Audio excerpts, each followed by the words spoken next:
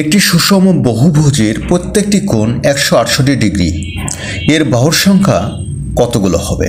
দেখুন, এটা বের করার জন্য আমাদের এই ফর্মুলা ইউজ করতে হবে যে n-2/n ইন্টু 180 ডিগ্রি সমান সমান যে কোণ দেওয়া থাকবে সেটা এখানে লিখবেন 168 ডিগ্রি।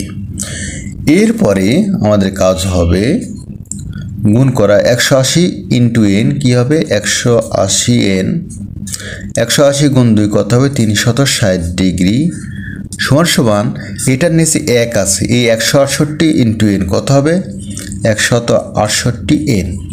এখন আমরা কি করব, যেগুলো n একদিকে নেব, এটা একদিকে নেব, তাহলে 180n minus 168n equal to কী হবে এই 360 ডিগ্রি। মাইনাস আছে, এটা ইকুয়াল চিহ্ন ওই পাশে গেলে কী হবে প্লাস হবে, আর মাইনাস থাকলে প্লাস। মানে এটা থেকে এটা বাদ দিলে কত হবে 12n ইকুয়াল টু কত 360 ডিগ্রি। এখন এটার সহগ 12, তাই 12 দ্বারা ভাগ করুন, এটা কেটে গেল। n ইকুয়াল টু কত হবে এই 360কে 12 দ্বারা ভাগ করুন, তাহলে পাবেন হচ্ছে 30। Thank you.